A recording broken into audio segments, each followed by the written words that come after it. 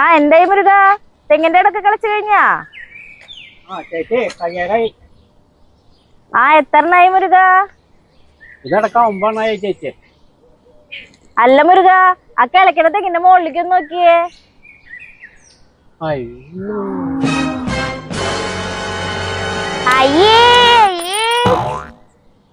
അല്ല നീ അത് മാത്രല്ല, അതും നീ കളിച്ചിട്ടതല്ലേ, അതിന്റെ മണ്ടയ്ക്ക് ഒന്ന് നോക്കിയേ.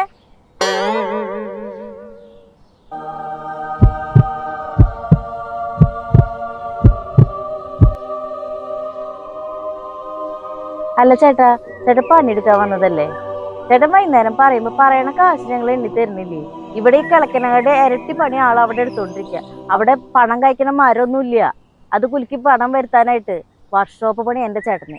അത് പണിതിട്ടാണ് നമുക്ക് ഈ പൈസ തരുന്നത്. ആ പൈസയാണ് നിങ്ങൾ വൈകുന്നേരം വരെ അധ്വാനിച്ചിട്ട് തരുന്നതും.